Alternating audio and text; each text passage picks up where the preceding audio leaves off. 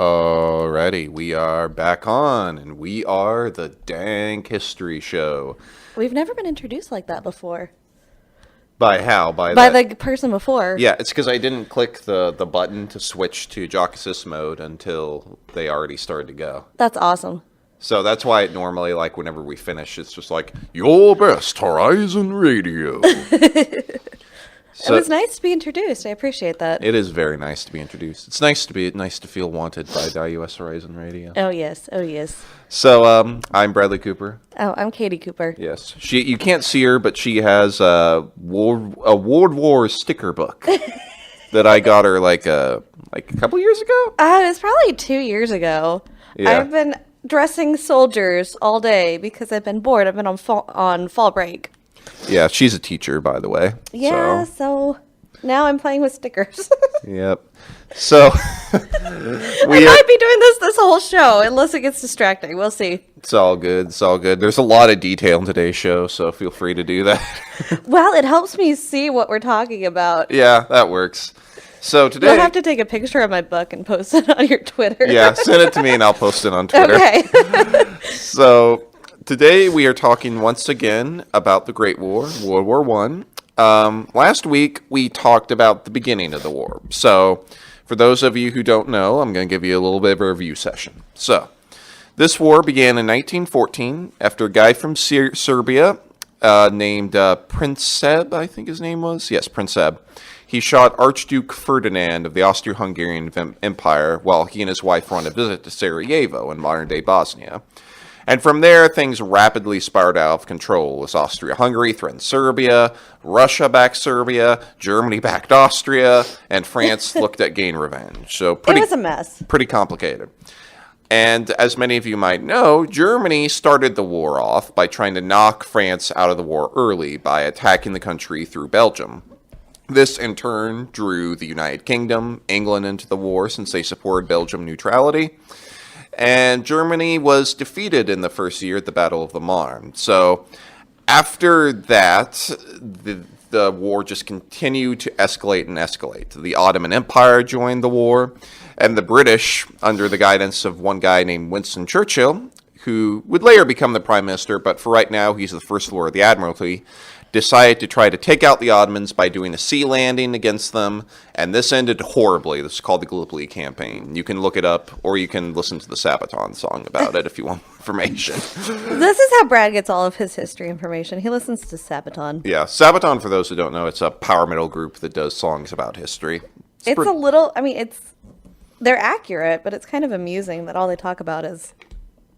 They only talk about world wars, don't they? They talk about other stuff from history. They even have a song about the history of metal. That's amazing. Metal crew. So if you're into history and you're into metal. Yeah. So that's... So today we're going to talk about how war was waged in War One, what changed during this period from previous periods. We're also going to look at some key battles that took place in the later years of the war, so 1916 to 1918. And then we're going to look at how the war ended. And next week, we're going to revisit World War One one more time, but we're going to be talking about figures, like individual people from the war. So that's going on. Let's talk about how warfare changed. So the two main things that changed modern war were modern guns, like machine guns, and more accurate artillery. In the former age, if you want to call it, and by age I mean from about 1700 on to about, 1914, battles were decided where people would line up in big long lines, normally guys on foot, and they would fire at each other while standing in these lines. And then cavalry also would play a role because if one side got a little disrupted, maybe their lines were a little messed up, cavalry could charge in and just rout them. So, things had begun to change, though, in recent years. For example, wars like the American Civil War, which you might have heard of if you lived here longer than Or if you a month. listened to our show like a month ago. Yeah. So that one had seen stuff like trenches being built. And trenches, for those who don't know, is just, you dig a hole, long hole, and then you're behind it. You basically, so it would just be like your arms and legs not your arms and legs. Your arms and legs. Yeah, your arms and legs. So you could just peek out of it and point your gun over it and fire it, but the rest of your body would be protected. Not your legs, though. Not your, yeah. Not, That's no. yeah, that's you a wouldn't bad wanna, idea. That's when you get out of the trenches. Yes. So this would allow more for successful defensive operations. And in addition, as machine guns were becoming more and more prevalent. I did it. Yay. I just dressed a soldier. Good job. Along with more advanced, accurate artillery pieces that could, target places very far away. And on many fronts in the Great War, especially the Western Front, they would build many trenches, and these could help keep you safe because going out into the open meant being exposed to all these various things that could kill you. Unless you're Diana. Diana? World War Oh, yeah. Wonder Woman? Wonder Woman. Oh, what was her? Diana Prince. Diana Prince. Yes, unless you were Diana Prince. Yeah. You had all those superpowers and magic gauntlets. Yeah. Then you'd Then you're be fine. You'd be fine. So, at first, when the Great War broke out, many people tried to maintain the old ways. Like, if you look at pictures of the guys who first went there, you would see French and German troops marching into combat wearing very fashionable bright colors. Like, the French would wear these red pants, brightly colored red pants and blue hats. Yeah, like that. Like that? I have a picture of it. Yeah, you have a picture. Yeah, they'd have red pants, bright blue outfits, and even like cavalry helmets that were very ornate. I love that guy's pants. Yeah. Okay, you can't see him, but he's wearing pantaloons. Yeah, they had very nice from pantaloons. Algeria. Yes, Algeria. People from Algeria also wore bright colors as well, It's delightful. and they fought from the French side, obviously. And then later. It got a little duller. And even like cavalrymen would go into battle wearing, very flashy helmets with the horns on them. They would go Oh, with the little things on top. yeah, the little things on top, and they would Hold have on. I have one. Oh, where is it? Oh, not that one. that. There's one right there. There's that. that. Guy. And then there was one. They have little like arrows on the top. Yeah. Where is he? I missed him. I'll have to find him later. Yeah. So they would wear their white gloves. This isn't as helping well. you guys at all. I'm just really enjoying the sticker book. It is a really cool sticker book. So the first casualty of this war, besides just people, was fashion. Fashion. Yeah. That's true. Because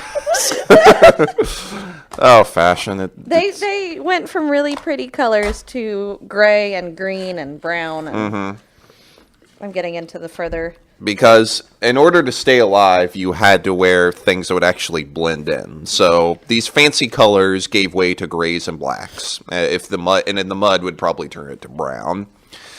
So another thing that changed is the role of cavalry. So in previous years, even up to this point, cavalry would still do these big charges. They'd all get together, charge across the open field, and try to rout everyone. But in the modern war, this was far less successful. They'd often just get mowed down by machine gun fire. For example, even in one successful group, like there was this battle where a group of Indian horsemen from India charged the Germans in the woods and managed to capture some of them, but they lost 102 men and 130 horses. And in other charges would end up with like 90% of the horses getting killed. So, Poor horses. yeah. If you ever seen the movie War Horse, that it will show that happening. Was that World War One? Yes. Oh. I fell asleep in the middle of It's okay. It's a long movie. So, another thing that would happen was that trenches became much easier to defend than fortresses. Because previously, a lot of people would have, these static fortresses. But a lot of these fortresses were very old, and they could just be blasted to shreds by modern artillery. Yeah. So, Guns were a little more advanced yes. at this point. So you have to ask, okay, well, how did they actually, drive the other people out of the field? Well, here's what you'd have to do. One side would have to climb over their own trenches and grow across the land between the two trench systems. And this part was famously known as no man's land because You could be Wonder Woman. Yeah, you could be Wonder Woman, no woman's land. Ha ha ha ha. And once you go out into... No, it was woman's land because she actually made it across. That is true, yeah. And once you got into no man's land, you were in danger of machine gun fire, artillery, snipers, the people in the other trenches. And worse still, you'd have to make your way across barbed wire, so you'd have to have someone to cut that barbed wire that was left out in no man's land to slow you down your advance. Many times you wouldn't have very much cover, and even if you managed to reach those trench lines and somehow capture a trench in hand-to-hand combat, there would still be multiple trench lines behind that one. So you would instantly be lead to a counterattack because the trenches, they're dug to where it's more supposed to be defended from one side, not behind. So going over the top was very, very dangerous and would see massive, massive casualties. Another problem was communication during these type of battles was incredibly difficult because this wasn't the era of, modern telephones. You had to use, wires to send messages back and forth. And those phone cords were famously, easy to destroy. So you'd have to use runners, people who would literally run back and forth to deliver messages. And that's very, very dangerous. It's very dangerous, yep. And at first, people would develop all sorts of new strategies to try to take these trenches. And they were, of course, cruel because this is war. And one of them was poison gas. So the Germans were first to use poison gas, pointing towards the enemy trenches. Yes, you have a picture of it. Yes. I'm actually working on that sticker set right now.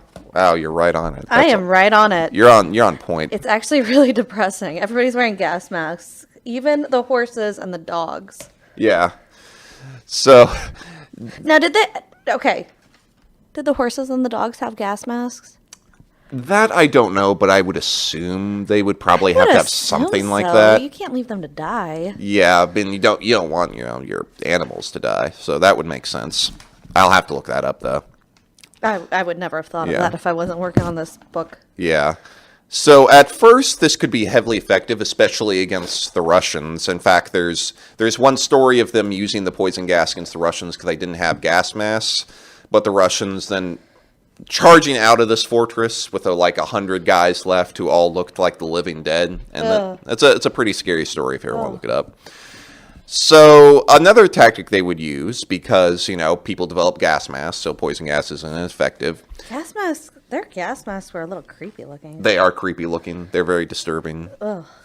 They would then people would launch these massive artillery barrages to just tear apart the barbed wire in no man's land and to sort of soften up the trench system. And eventually they would develop something called a rolling barrage. And what that would do is that when the troops would go over no man's land, they would be followed by artillery. So it'd sort of be like a slow moving barrage that would sort of cover for them as they moved along. And that was one thing they would do. And new technologies were also developed to try to add some extra oomph. Oh. And the big one, of course, is planes. So planes were around during that time, but they were pretty rickety. And initially, they were used mainly as scouting tools. For example, you might see pictures of there are two guys in a plane. One of them's flying it, and the other one has this big, clunky-looking camera that they're using to take pictures. Okay. And then people developed fighter planes to sort of battle other planes in the sky. And they would also battle things like, what's Zeppelins? Zeppelins were involved a lot. Zeppelins. Yep. And the other technology that came into being were tanks. Tanks were first developed in 1916 by the British. The reason why they did this is because tank is the British word for barrel, and it's a big barrel. And these tanks could withstand heavy fire and roll over the trenches. The problems with these early tanks is they tend to get stuck, they fall apart, but they could be effective eventually. Right. But ultimately, the defensive technology far outpaced the offensive technology, and that's why you see all the stalemates throughout World War I. So now that I've given you some information about what's some of the new technology, we're going to talk about the year of battles. Wait, the year of battles? This went on for 4 years. Yes, but there's one particular year that is known as the year of battles because it had more battles than almost any other year in history. Interesting. And that was 1916. 1916. So over 100 years ago. Yeah, over 100 years ago. Pretty interesting. And 1916 saw huge battles on almost every front. Armies clashing on both land and sea. And the most famous one that you might have heard the name of is the Battle of Verdun. Oh, I only know it because of Sabaton. Yeah. He plays a lot of Sabaton, guys. I do. A lot of Sabaton. I play other music too. They play some Lindsey Sterling every once in a while. Every once in a while, but then we go back to battle music. And, we play some 3 Days Grace occasion. Oh, yes. And some Skillet. Yes. Oh, yes. Lots of different varieties. You actually saw 3 Days... Was it 3 Days Grace you saw this weekend? Yeah, I saw them at Louder Than Life. Yes. Along with Disturbed. Yeah. Pretty dope. I did not go. I think I was sick. Yeah, I think you were. Yeah, and it was long and hot. Yes. But it was fun. Sounded like fun. Back to topic. So the Battle of Verdun, what's interesting about it is this is the longest battle in history. It lasted 303 days, from the 21st of February, 1916, to the 18th of December. So it really was a whole year. Yeah. And what's interesting about the way battles are defined in World War One is that they kind of just drag on and on and on. It's not like reading about other battles in history, like, the Battle of Yorktown, where it's a single day. These could really drag on. Why do you think that is? Well, I think it's because these battles, it was so difficult to actually win. All you could do is maybe take, one position, but then, you haven't driven them off the field or accomplished anything. And if you don't call it off, it's just going to keep going and going and going and going. Ugh. So, this battle was when Germany launched an offensive on the Western Front. This was in France, on the hills north of the city of Verdun. In late 1915, there was this guy, Erich von Falkenhayn. He was the chief of staff of the German army. And he had this idea where he thought that the British sector of the Western Front, where the British people are, was the weakest. But if he was going to win there, he needed a way to tie down the French. So he came up with this grand idea. So he's like, okay, we eventually want to attack the British, but first we got to attack the French. So he needed to force the French to be all tied up, and he believed that the way he could do that was attacking Verdun. The reason for that was Verdun was considered, a symbol of great French pride. It's a very symbolic city, so they really would not want to lose it. So he actually honestly believed that if Verdun was successful, they would have peace by the summer of 1916. People were still very optimistic for some reason at the people in charge. And it had been 2 years at this point, right? Yes, 2 years. With 2 more years to go, spoiler alert. I think they've figured it out if they've been listening since last week. Yeah, probably. We said it ended in 1918. Yes, we did. I believe so. Yes, that's correct. Although it's the implication, the way it has played out and the implications of it still plays out to this very day. That's true. Yes, we'll talk about the end of the show. So, the battle began with what can only be described as a monumental artillery barrage. This was the largest concentration of guns in history and the largest and longest artillery barrage in history. Even people living as far away as Switzerland could hear the rumble of these guns. Wow. That's big. This barrage consisted of about 1 million shells, and it literally just blew apart entire forest. Just like that. Because it was just so intense. Ah. And through this, the Germans were able to gain an initial advantage. However, the French Prime Minister at the time, whose name was Arsène Briand, he said that France must not lose Verdun. So this general named Philippe Pétain, he decided they were going to lead the French resistance hard and slow down the Germans. And the first major thing the Germans accomplished is they captured a fort called Fort Douaumont. And this would become a famous symbol of Verdun later. So this fortress was actually made of much stronger materials than other fortresses in the area, so it couldn't easily be destroyed.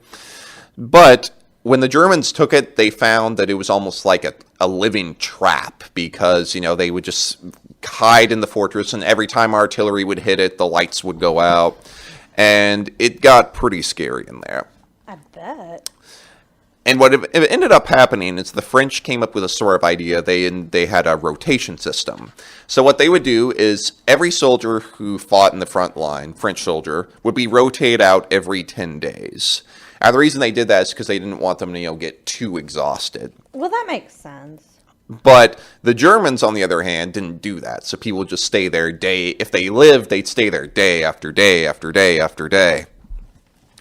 So this battle just turned into an absolute grindhouse where the French refused to give up. The Germans had to keep on pushing.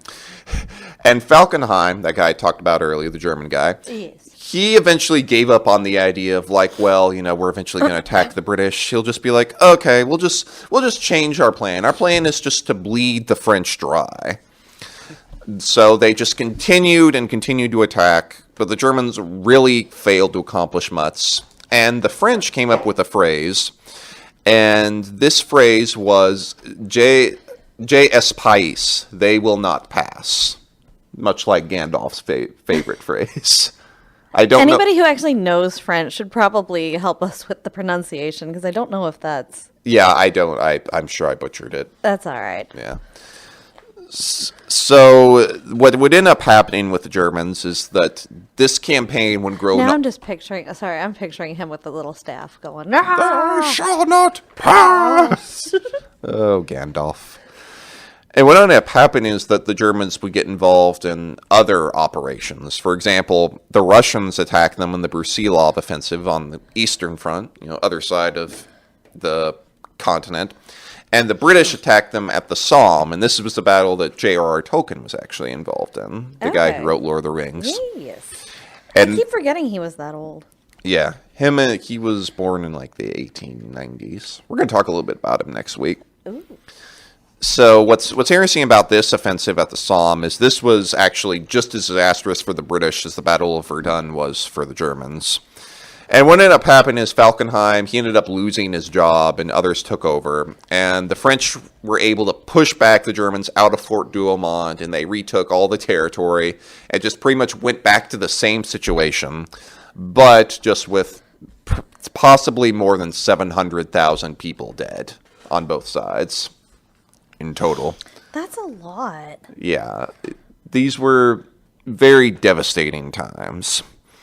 Well, with that high of a number of casualties, I'm not surprised. Yeah. So the next battle I want to talk about is one we just mentioned a little bit, and that's the Brusilov offensive. So we haven't talked a whole lot about the Russian side of the equation because there's so much to talk about with any event like this, but it's easy to think that this was all just, a bunch of trenches in France. But it actually had... Well, that's all I think about, especially after Wonder Woman and War Horse. Yeah.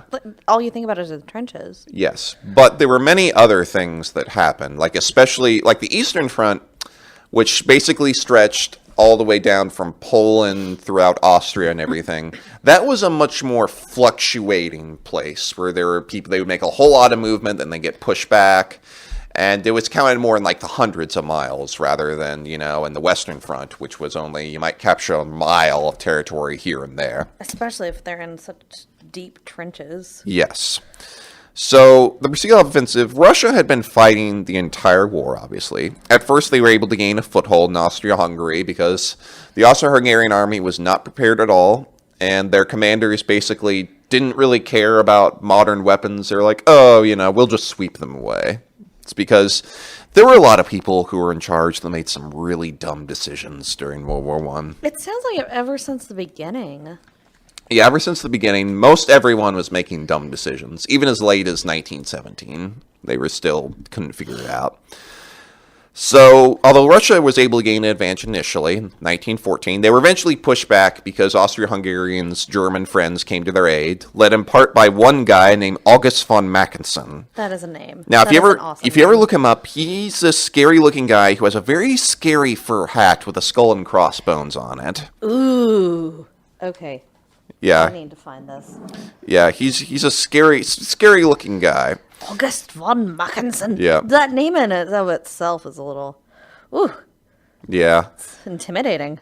And what ended up happening is that the Germans were able to get the upper hand on Russia, and they actually ended up, most of Poland was conquered by the Germans once again, as well as much of the Baltics. Just a quick note, Poland at this point... Ooh, that hat. Yeah, it's a scary hat. Can I have that hat? Yeah, I'll get it for you. It's a hussar hat. You need to post a picture of that hat. That is an amazing hat. It is. It's a hussar hat. Hussar. Which was the cavalry people would wear. Makes sense. They liked wearing fur hats for some reason. Scary fur hats. All fur hats should be scary, really. I think so. So... I guess so. Yeah. I mean, it's better than having, ones that aren't scary, right? Ones that are just normal looking. Wouldn't you rather have a scary fur hat? Now I'm picturing all those people and all these women in the early 1900s with their fur hats and their fur muffs and Yeah. yeah. was Now I'm fun picturing times. them with like skull and crossbones.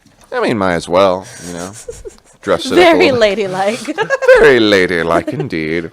So, as I was saying, a lot of countries that we talk about today, like Poland, Czechoslovakia, places like that, they didn't really exist at this time. They were ruled by other nations, basically. But that's going to very much change by the end of this war. So, the Russians were on the run, right? But they weren't finished yet. And in June, the Russians came up with this plan. At this point, Russia was still ruled by the Tsar and would continue to be for about another year. But they came up with this plan to help support the French and British on the Western Front, who, at this point, were fighting the battles of Verdun, the Battle of the Somme, by launching their own offensive. And this guy named General Brusilov ordered them to attack along a 300-mile front in Austria-Hungary. Now, the reason why he made it such a wide front, 300 miles, was so that... Sorry, I'm scratching on the table. I'm just demonstrating with my hands. Ah! You don't like my scratching? It's like nails on a chalkboard. Stop it! Yeah, a lot of people don't like that. So, he attacked on this wide front so the enemy, the Austro-Hungarians, and the Germans, couldn't really concentrate their defenses.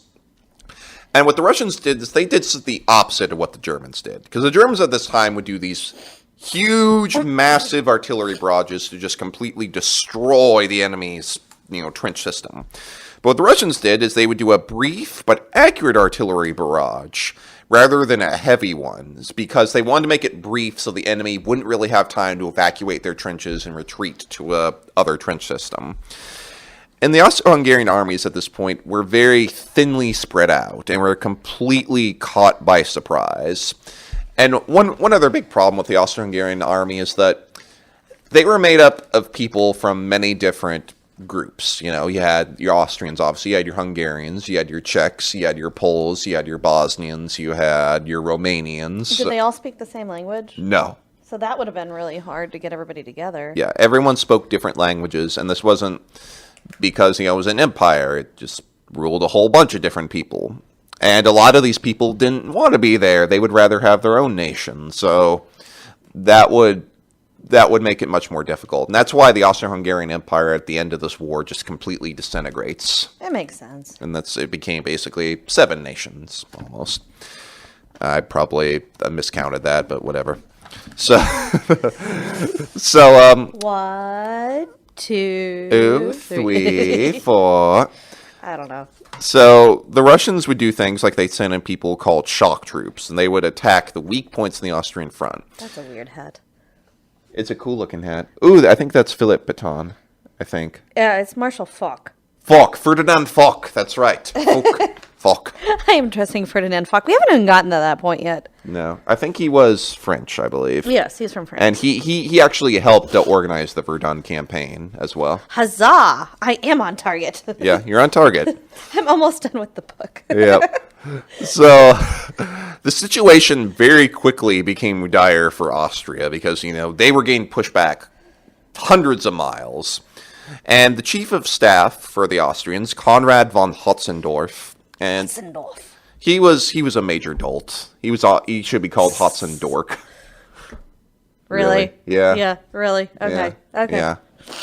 So he requested aid from Germany. This is funny because this is kind of a pattern throughout World War I. Austria-Hungary would do this all the time because they weren't very good at doing anything except for beating the Italians, which we'll talk about in a minute. Hi, my people. Yeah. So 4 German divisions that were at Verdun were actually sent to this front, and they were able to stop the Russian armies, but only because the Russian armies basically, ran out of supplies. So, this operation was somewhat successful. It was able to get some things done. It ultimately didn't really turn the tide, and it could not stop the later Russian revolutions the following year, as the Eastern Front just grew worse and worse for the Russians. And one thing I want to note about Russia is that Russia could do well, it could do bad in this war, but one big problem is that Russia would often run out of supplies, people would be starving, and there would be lots of just upheaval. Another issue with Russia at this point is that the Tsar had basically taken personal responsibility for the war because, he said, all right, you generals, I'm going to be the chief of staff. I'm going to be in charge of all of it. But by doing that, it basically meant when the war didn't go as well, then all the blame would really fall on Tsar Nicholas. So that created a problem, and it would later lead to the round of revolutions the following year in 1917. I found the guys with the pointy hats. Yes, the pointy hats. Anyway, keep going. What she's looking at is the Prussians had those famous pointy hats. That looked like little arrows. Yeah, little arrows. They had used those initially at the beginning of World War One, although they started to use them less and less because... Did they actually use them as weapons, or were they just for decoration? They'd wear them. They just look nice. So they wouldn't take them off and, stab people with them? No, it wasn't that sharp. They were made of leather. That's lame. Yeah. Yeah, kind of lame. So, the Russians did okay, but, they come into problems later. Now, the final battle I want to talk about, not the final battle, but the final battle of 1916 I want to talk about, is what I like to call the big Italian oof. Oof. Did the Italians oof? Yes. Well, the commanders oofed. All right. Big oof. Okay. There it goes. So we haven't talked about Italy at all because Italy actually an interesting country at this point because they initially had close ties with Germany, but they came around to the idea of actually joining the war on the Allies side, which is interesting because we remember them in World War II fighting for the Axis. But at this point, they decided to join the Allies side in 1915. Their main goal was they really wanted to gain some of that, what I like to call that sweet, sweet land. They wanted to get some land on the... Sweet, sweet land. Okay, I think if I'm saying this right, the Adriatic Sea. That sea... Okay, if you look at Italy, it's a big boot, right? It's a big... Yeah, big boot. So that sea right there on the eastern side... It works perfectly for radio. It Nobody does. can see what we're doing. Okay, but Italy is like the south central side of Europe, right? Yes. So it has seas on all three sides. One sea is on the west is between it and, Spain and France. And then the east separates it from the Balkans and Austria-Hungary. Well, it wanted some land to control the Adriatic better. So they joined the war on the Allied side. And the Italian chief of staff at the time was a guy by the name of Luigi Cardona. No relation to the Mario brothers, as far as we know. But if he was a Mario brother, he'd be the type that would constantly... Not everybody who has the same first name is related. No, they are related, but it's just funny. Because, Yeah, you don't that's hear the true. name Luigi every day. Luigi. If he was a Mario brother, he'd be the type that would miss the jump every single time or jump into a chain chop's mouth. So, he had a wonderful idea. He thought, well, why don't we just attack over and over against the Austrians across the same spot, across mountainous terrain, against entrenched Austrians. We'll do it over and over, and when it doesn't work, I'm just going to blame the troops for their lack of fighting spirit. That is totally how it works. Yes. When the chips are down, blame everybody else. Exactly. And what's hilarious, it would be hilarious if a lot of people didn't die in it, but it's almost funny. It would be funny if, people weren't dead. Yeah. So Awesome. in 1916, he would launch not one, not two, but 5 separate battles along one point, the Isonzo River. And if you look them up, they are all called the 1st, 2nd, 3rd, 4th, 5th, 6th battles of the Isonzo River. Because you can't have just one. You got to have a lot of them. You can't have just one. Yep. And what's funny about this is he tried 5 times in 1916. He'd already tried 4 times in 1914. So, a lot of times. And the Isonzo River is basically on sort of the northwestern border between Italy and the Austro-Hungarians. And all these operations failed because of one obvious reason. Okay, mountains, pretty high up, right? Yes. Pretty steep. So if you're trying to send people over those mountains to take people in entrenched positions who are pointing down at you with all these guns, it's not really going to be that effective, especially, if we don't have a whole lot of good weaponry, which the Italians didn't. So these all ended up with big oofs, big fails for the poor guys. Oh, Yeah, sorry. yeah, the poor Italians, and We tried. it got even worse because the following year, 1917, the Austrians once again called in help from their old German buddies, and they attacked the Italians at a battle called the 12th Battle of the Isonzo River. The 12th battle. Yep, the 12th battle. That's a lot. Yeah, it's almost like it's like a constant. It's almost like a rerun that constantly plays. You know what I mean? Yes. Just keeps on repeating over and over. And this battle just completely routed the Italian Second Army, and they ended up losing a whole lot of land initially. And Luigi Cordona was finally fired after all this. And Italy at this time had a very harsh military structure because people didn't have as much, vacation time because, you want vacation, you don't want to be in the trenches all the time. They weren't allowed to do as many, fun activities as the other soldiers. So kind of sucked to be in Italy during World War One. Just a little bit. It sounds like they didn't get a break at all. No, they didn't break it all. And one interesting fact about Italy, because I won't get a chance to talk about them again, after the end of World War One, they obviously didn't really get as much as they wanted. And because of that, and because of just all the violence and stuff that had wrecked the civilization, they would eventually go down a very weird path politically, where people like Mussolini were able to gain power over the Republic at the time.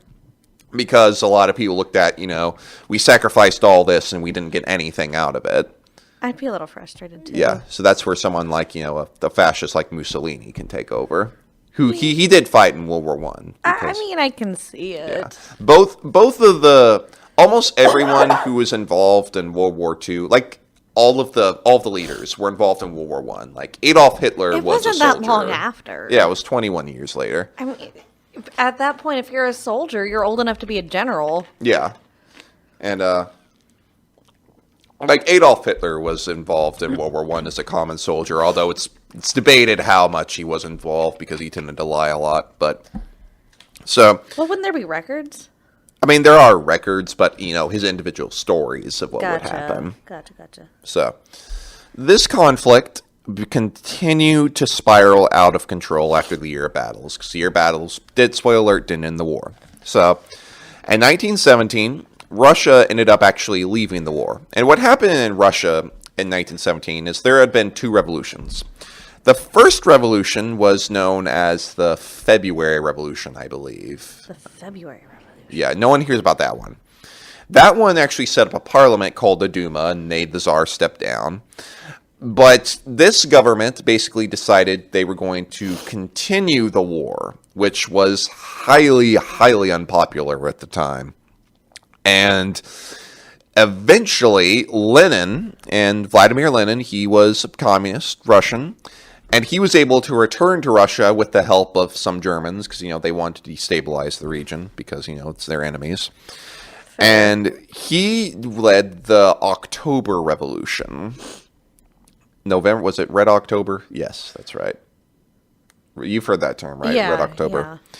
I think it actually did take place closer around September, but the Russian calendar is kind of weird. How so? I think it's it doesn't use the Gregorian calendar, so what is technically would take place in September for us would be October for them. Okay. All Like, I'm getting is the hunt for Red October. let me look up Red October real quick. That's a submarine. October That's Revolution. A movie. October Revolution. Let's see here. Dun, dun, dun. 1984. Oh no, yeah, I'm actually wrong. It was actually October was earlier for them. It was October would happen late. Yeah, because in our calendar, the October Revolution happened on November the 7th, but then theirs happened in October, so that would be. I can't do math right now. That means this would be slower than ours, right? Okay, if they. It would be behind ours, the Gregorian calendar. I think. Yeah. If they're October and we're November, then they're behind. Yes. If that makes sense. Yeah, that makes sense. Can't. I can't think either. So, We actually are Why going. is that so hard? I don't know. It's literally a month apart. I really don't know. I can't. And what the Russians ended up doing when Lenin took over is they actually made a peace treaty with the Germans, gave up a whole lot of land, but basically, Russia was out of the war. And that caused big problems for the Allies because they're like, all right, well, what are we going to do now? What's going to be determined then who's going to win or lose on the Western Front? And that front hasn't moved barely at all. Now, there were other fronts as well. There was one in, the Middle East where people like Lawrence of Arabia was helping lead the Arab revolt in the region. There was a front in Greece and, there's a couple of stuff at sea in Africa, but this caused a pretty big shakeup this late in the war. And we are actually going to be talking about the Communist Revolution later. We'll probably actually talk about it, when Red October actually happens, so the first week in November. I'll have to look that up. I still can't figure out what... Because the only thing I'm getting is the movie and the Tom Clancy novel. Maybe that's just a common term I've heard for it. Because I could be just misthinking that. Yeah, it happened on the 7th, so we'll talk about it on November the 7th. Okay. So maybe mine just really loves Tom Clancy and it won't tell me. Yeah. It won't tell me about the actual war. So... Shame, Google. Shame on Maybe Google. because I searched for more media-based than I do It could be history. that one is just like it was a common phrase used in pop culture, and I'm just misidentifying it. But Russia would go into a period of a long, long revolution. Like even though the Soviets would, all I'm getting is the October Revolution. yeah, that's the one. Okay. So Maybe yes, it was called the Red October, but it was more of a I don't know, but Yeah, it's the last thing. There's a list of names for it. It's the Great October Socialist Revolution, the October Uprising, the October Coup, the Bolshevik Revolution, the Bolshevik Coup, or the Red October. So it's probably just one of those many names, and that's probably why the novel came up more than the war. that would make sense.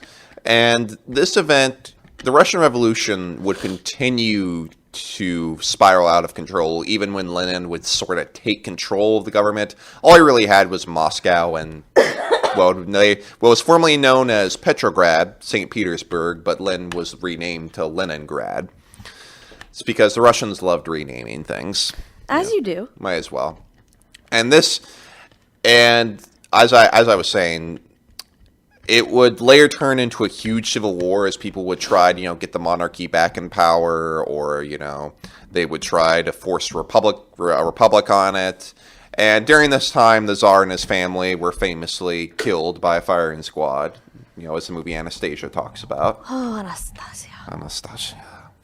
So that's There's another weird Anastasia movie. I remember I saw that before the real Anastasia movie, which, I don't know. Was it a live action one? No, it wasn't. It was, basically, she survived, but her parents and her sister and brother turned into instruments. And she had to cart them around. What? It was so weird. I'll have to show you Instruments? it. Yeah. I can't remember. Her sister turned into, like, a harp or something. It was weird. Her dad was like a tuba. Hold on. I'll have to show you the picture. That's weird. That almost reminds me of that. I saw that one first, and I thought it was great until I saw the real one, and I was like, oh, that actually makes more sense. Yeah, that reminds me of that cartoon that was it was a Titanic one, but it was where it was a bunch of sharks moved the iceberg in front of the ship. It makes so much sense. Yeah. Oh no. And but it was like a reverse Titanic, where instead of a poor boy and rich girl, it was a rich boy and poor girl. It was weird, and it was made after the Titanic movie, so copying it. Yeah, I have no idea when this movie was made. Somebody gave it to us, and I was like, oh my gosh, this Really? is the coolest thing ever. Were you able to find it? I'm still looking for it. All right. I don't know. I might have to show you after. I'm going to keep looking while we're doing you keep this, looking. But So it's hilarious. So, on the other side of the pond, at our place called the US of A, the Germans were doing something called unrestricted submarine warfare, where their U-boats would just sink any ships, coming in and on the Atlantic Ocean. So, because of this, I think I found it. America would end up joining the war in 1917. Do you have a picture? I have a picture.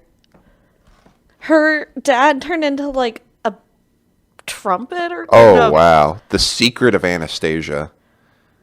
I'll need to look up to see if anyone's done any reviews of that. That's Loved bizarre. it as a kid. But, I was a kid and I didn't realize that it was weird. Yeah, yeah. You know, Oh, he was that's a how it goes. tuba. He was a Her tuba. dad was a tuba. Dad was a tuba. Her mom was a harp. Her sister was like a violin or something. And her brother was a squeeze box. A squeeze box? What are those called? It's... Oh, Weird Al plays them. What are they called? Oh, accordion. Accordion. But his is he's like a teeny tiny one. Yeah. Anyway, off So, topic. so. So they didn't die. They all turned into instruments. Yeah, makes sense. Rasputin did it. Honestly, Rah, rah, Rasputin, yes, love machine. I don't remember. You've never heard that song? No, I haven't. You Or haven't if heard I of have, Rasputin?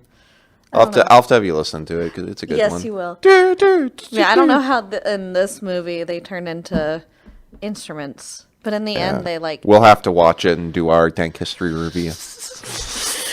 The other one is better. Yeah, the other one's I don't know better. if it's from Disney or if it's from something else, but it was way better. When I finally saw it as a teenager, I was like, "This is so much better." Yeah. It's a good cartoon. So back to the USA. I'm sorry. So, the reason why America joined was because unrestricted submarine warfare was committed against their ships. And there were other problems, too, like the famous ship Lusitania was sunk by a German U-boat, killed about 1,000 people. And there was this thing called the Zimmermann telegram, where a guy named Zimmermann, German diplomat, he sent a telegram over to Mexico. And he asked them, we will give you support if you invade the United States. And what was weird about this telegram was the telegram line between Germany and Mexico had to cross through London. So it was obviously, captured and decrypted.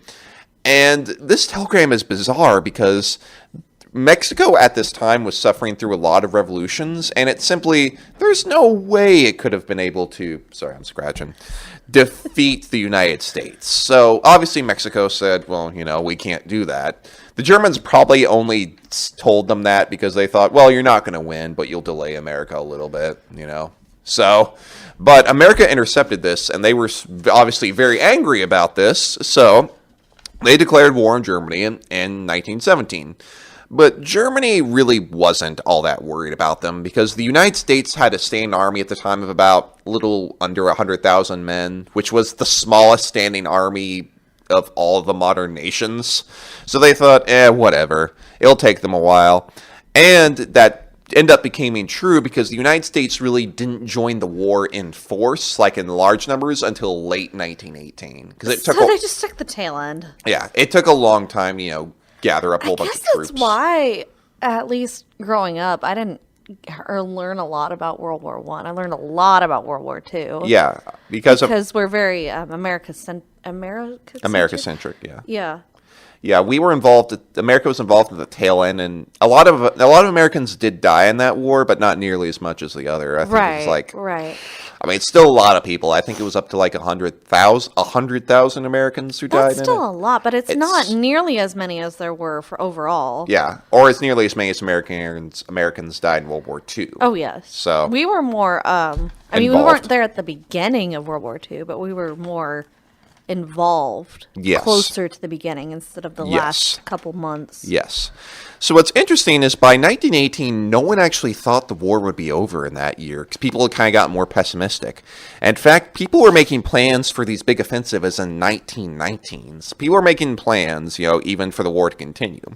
But some things were happening. The Ottomans were losing ground rapidly in the Middle East to, British troops and also to T.E. Lawrence of Arabia. We're going to talk more about him next week.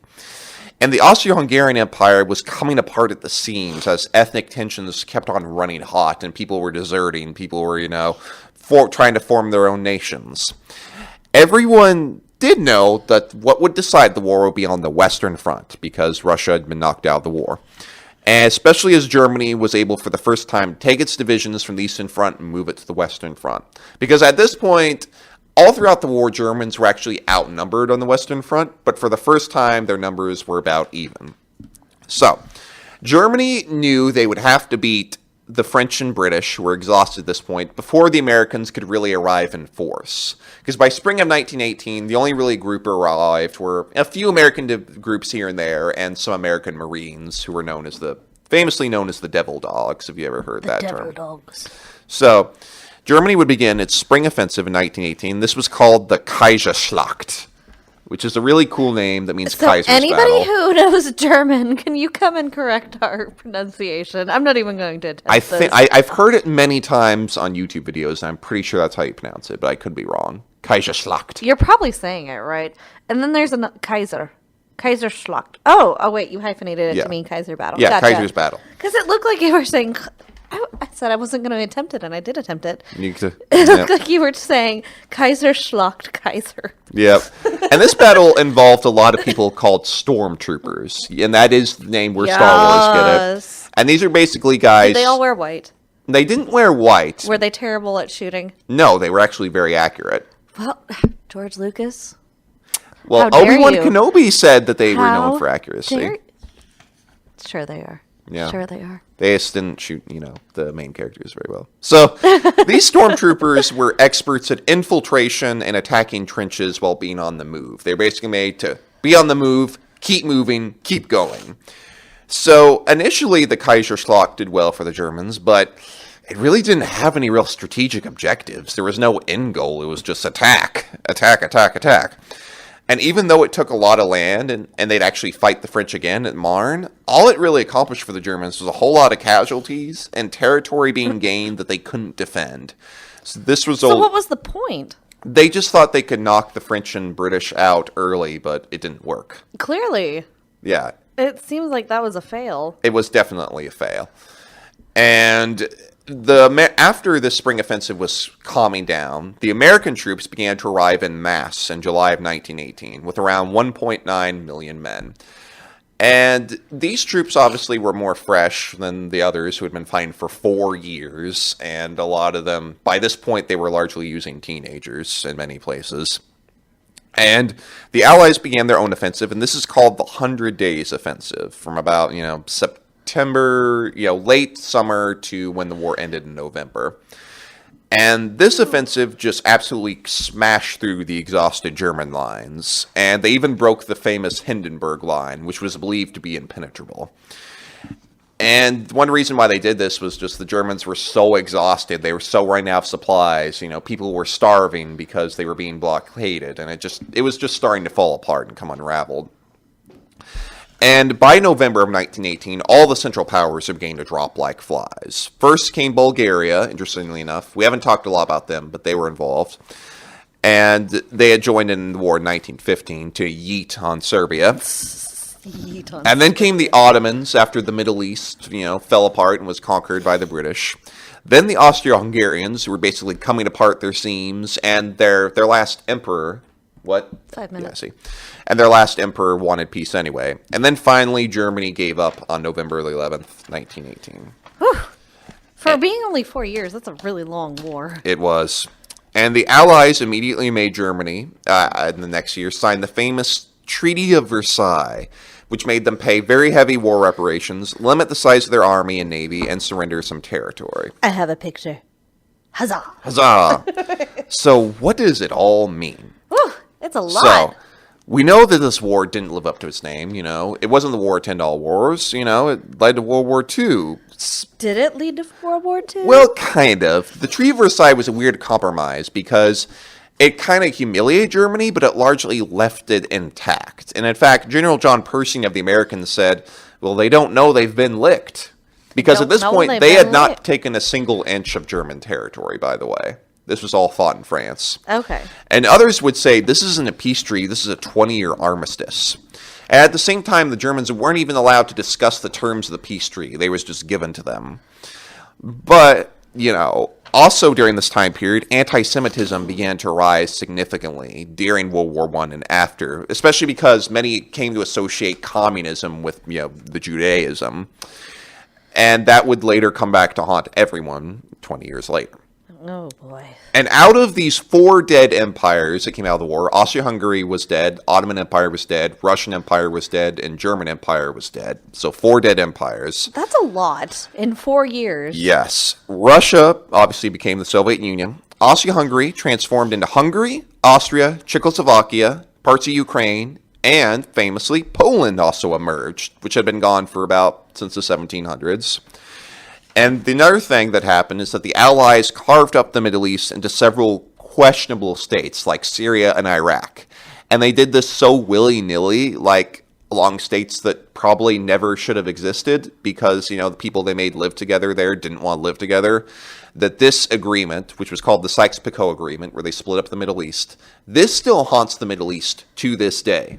Ooh. Yeah, this is still the reason for a lot of the dictatorships and troubles the Middle East has had. It's been 101 years since all of this has ended. Yes. And we're still feeling it. Yes, we are still feeling it. The shadow still looms over us to this day. And one example of this was that during the Arab Revolt, they were leading this certain group to try to have this big Arabian kingdom, but obviously they didn't give them much. They ended up just having a small part of Arabia. But another group known as the Sauds, who lived in that area, they were able to take over that whole group, and they were a far more radical form of the Islamic religion. They were part of a group called Wahhabism. And their ideas, especially as these empires began to collapse, would inform sort of the modern, very extremist jihadist groups that we have today. Whew. Yeah, so Oof. World War I is interesting because it saw really the death of imperialism because all these imperious empires fell apart, and it still impacts us to this day. We're still living in the shadow of what happened in World War I and the kind of the birth of the modern era, and eventually the postmodern era after World War II. And only time will tell how long that'll last. Oh, yeah. So that was all we had for today. That was a lot. It was a lot of information to get through. Next week's episode won't be as crazy because we're going to be talking about specific people, their lives. And we'll be talking about artists, soldiers, and generals, including some famous women as well during the period. My book has no women. That made me very sad when I figured it out. Yeah, but we'll be talking about some next week. So, Huzzah! Thank you all for joining us. You can follow us on Twitter at HistoryDank. That's with a capital H and a capital D.